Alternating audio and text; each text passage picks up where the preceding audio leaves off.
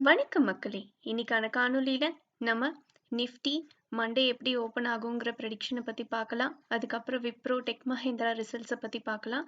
அதுக்கப்புறமா axis bank, Fed bank analysis பத்தி பார்க்கலாம். வாங்க வீடியோக்குள்ள போலாம். முதலாவதா நம்ம பார்க்க போறது நிஃப்டி. நிஃப்டி ரெசிஸ்டன்ஸை வந்து தாண்ட முடியல, கீழே தான் வந்து முடிச்சிருக்காங்க. 23,203க்கு க்ளோஸ் வச்சிருக்கு. 108 பாயிண்ட்ஸ் வந்து நெகட்டிவ்ல போயிருக்கு. அதுக்கப்புறம் ஃப்ரைடே பார்த்தீங்கன்னா ஒரு டெத் கிராஸ் ஓவரும் நடந்திருக்கு. நிஃப்டியில் 200 டே மூவிங் ஆவரேஜ் வந்து 50 டே மூவிங் ஆவரேஜுக்கும் மேலே போகுது. ஸோ இது வந்து ஒரு நெகட்டிவ் சைனாக இருக்கலாம். ஃபர்தராக வந்து நிஃப்டி கீழே இறங்குறதுக்கான வாய்ப்புகள் இருக்குது.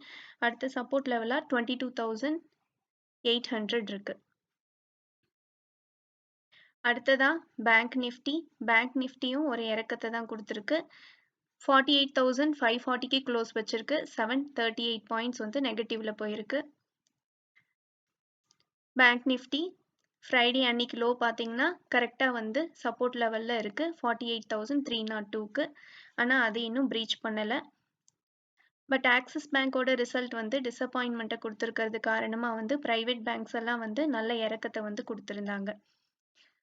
ICICI bank, Fed bank, Kotak Mahindra bank இவங்கெல்லாம் வந்து கிட்டத்தட்ட 2% கிட்ட வந்து கீழே இறங்கியிருந்தாங்க. அடுத்ததா சென்செக்ஸ் பார்த்துடலாம். சென்செக்ஸும் வந்து ஒரு நெகட்டிவ் டே 76,619க்கு க்ளோஸ் வச்சிருக்கு. 423 பாயிண்ட்ஸ் வந்து நெகட்டிவ்ல போயிருக்காங்க. ஸோ சென்செக்ஸ் பார்த்தீங்கன்னா கீழே வந்துட்டாங்க. அடுத்த சப்போர்ட் லெவலாக 75,000 இருக்கு. இப்போ நம்ம விப்ரோவோட ரிசல்ட்டை பார்த்துடலாம். விப்ரோ பார்த்தீங்கன்னா நெட் ப்ராஃபிட் வந்து நல்லா தான் கொடுத்துருக்காங்க. சேல்ஸ் பார்த்தீங்கன்னா இந்த டிசம்பரில் 22,319 crores இருக்கு. இதே கடந்த ஆண்டில் பார்த்தீங்கன்னா 22,205 இருந்திருக்கு. ஆப்ரேட்டிங் ப்ராஃபிட் 4,540 இருக்கு. கடந்த ஆண்டில் வந்து 4,198 இருக்கு. விப்ரோவோட இந்த அளவுக்கு வந்து நெட் ப்ராஃபிட் அதிகமானதுக்கு காரணம் அவங்களுக்கு வந்து அதர் இன்கம் வந்து அதிகமாக இருக்கு. கிட்டத்தட்ட பார்த்தீங்கன்னா 1,005 crores வந்து அதில் சேர்ந்துருக்கு. ஸோ நெட் ப்ராஃபிட் பார்த்தீங்கன்னா 3,367 இருக்கு. கடந்த ஆண்டில் வந்து 2,701 இருக்கு. இபிஎஸ் வந்து 3.2 இருக்கு. நெட் ப்ராஃபிட் பார்த்தீங்கன்னா இயர் ஆன் இயர் 24% வந்து அதிகமாக இருக்கு. குவார்டர் ஆன் குவார்ட்டரும் வந்து 4.5% அதிகமாக இருக்கு. ரெவன்யூ பார்த்தீங்கன்னா 0.5% இயர் ஆன் இயரும் 0.07% குவார்டர் ஆன் குவார்ட்டரும் அதிகமாக இருக்கு. இப்போ நம்ம விப்ரோவோட ரெவன்யூ ஸ்பிளிட்டப் பற்றி பார்த்துடலாம். பேங்கிங், ஃபினான்ஷியல் சர்வீசஸ், இன்சூரன்ஸ் இதுலலாம் வந்து 34% ரெவன்யூவும், கன்சியூமர் செக்டாரில் 19%, எனர்ஜி, மேனுஃபேக்சரிங் அண்ட் ரிசோர்ஸஸில் 16%, டெக்னாலஜி அண்ட் கம்யூனிகேஷனில் 15%, ஹெல்த் செக்டாரில் 14.7% ரெவன்யூ வந்து கான்ட்ரிபியூட் பண்ணியிருக்கு. அது மட்டும் இல்லைங்க, விப்ரோ டிவிடெண்டும் அனௌன்ஸ் பண்ணியிருக்காங்க. ₹6 வந்து கொடுக்குறாங்க. அதுக்கான ரெக்கார்ட் டேட் வந்து January 28th, பேமெண்ட் வந்து February 15th. இப்போ டோட்டல் அசெட்ஸ் பார்த்தீங்கன்னா இம்ப்ரூவ் ஆயிருக்கு. கேஷ் ஃப்ளோ பார்த்தீங்கன்னா 509 பாசிட்டிவ்ல இருக்கு. இப்போ ஷேர் ஹோல்டிங் பார்த்துடலாம். டிசம்பர் குவார்ட்டருக்கு வந்து எஃப்ஐஐல வந்து இன்க்ரீஸ் ஆயிருக்கு. 7.27லேருந்து 7.8 ஆகும். டிஐஐல பார்த்தீங்கன்னா 8.2 குறைஞ்சிருக்கு. 8.7லேருந்து 8.2 குறைஞ்சிருக்கு. பப்ளிக் ஹோல்டிங் பார்த்தீங்கன்னா 11.1லேருந்து 11.12 அதிகரிச்சிருக்கு.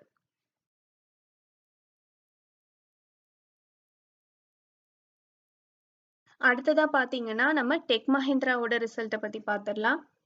டெக் மஹிந்திரா வந்து ஒரு நல்ல ரிசல்ட் தான் போஸ்ட் பண்ணியிருக்காங்க.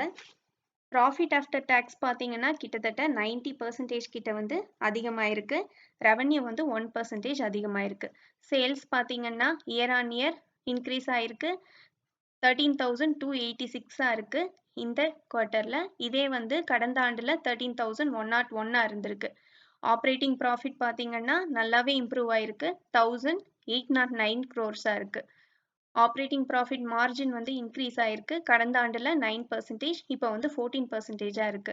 நெட் ப்ராஃபிட் பார்த்தீங்கன்னா 989 crores இருக்கு. கடந்த ஆண்டில் வந்து 24 crores-ஆ இருந்திருக்கு.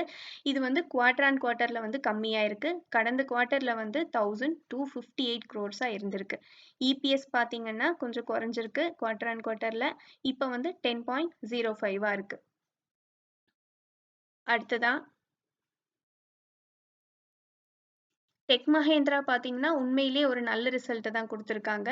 அது மட்டும் இல்லைங்க, டோட்டல் கான்ட்ராக்ட் வேல்யூ வந்து அவங்களுக்கு 95% வந்து அதிகமாயிருக்கு. ஏன்னா அவங்களோட நியூ டீல்ஸோட வேல்யூ பாத்தீங்கன்னா $745 million இருக்கு.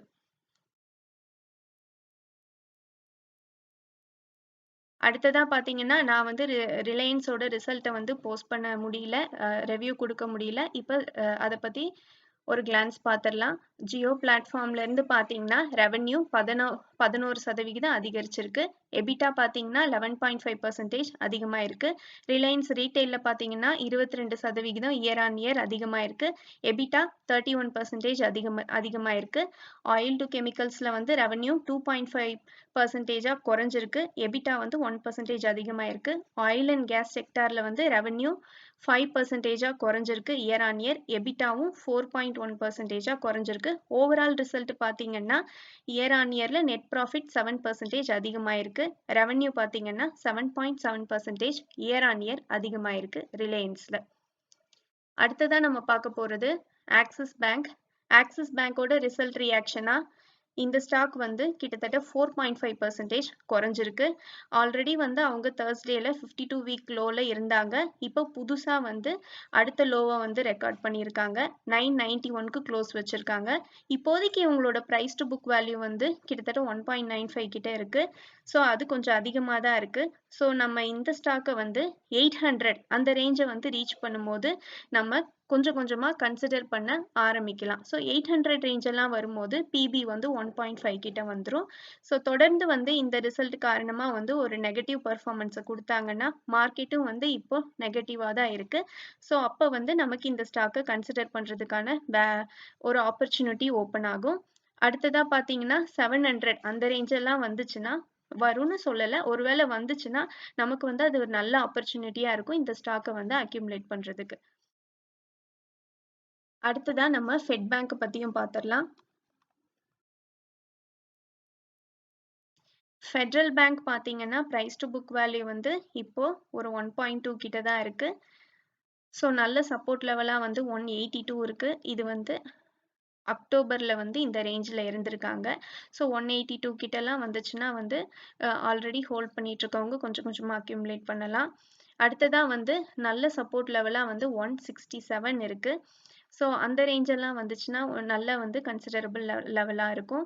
இந்த 2023ல தான் பார்த்தீங்கன்னா நல்ல இம்ப்ரூவ்மெண்ட் இந்த ஸ்டாக்கோட வேல்யூவில் கிட்டத்தட்ட 120லேருந்து பார்த்தீங்கன்னா 220 வரைக்கும் போயிருக்கு இந்த ஸ்டாக்கு. இப்போ வந்து கொஞ்சம் நெகட்டிவ் பெர்ஃபார்மன்ஸை வந்து பேங்கிங் ஸ்டாக்ஸ் ஒரு சிலது கொடுத்துட்டு இருக்காங்க. ஸோ இதை வந்து நம்ம ஆப்பர்ச்சுனிட்டியாக எடுத்துக்கலாம். ஒருவேளை வந்து 170 கிட்டலாம் ஃபெட் பேங்க் வந்துச்சுன்னா அது வந்து அக்யூமுலேட் பண்ணுறதுக்கான நல்ல வேல்யூவாக இருக்கும்.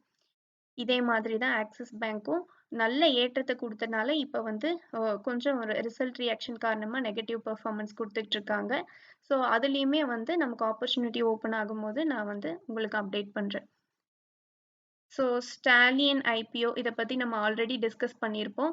ஸோ இது வந்து டே 2ஓட எண்டிங்கில் ரீட்டைலர் கேட்டகரியில் 31 டைம்ஸ் சப்ஸ்கிரிப்ஷனும், QIBயில் 0.3 டைம்ஸும், NII கேட்டகரியில் 77 டைம்ஸும் சப்ஸ்கிரைப் ஆகிருக்கு. இது வந்து இன்னும் ஒரு நாள் இருக்குது, மண்டே க்ளோஸ் ஆகுது. ஒரு வேளை விருப்பம் இருக்கவங்க அப்ளை பண்ணி பாருங்கள்.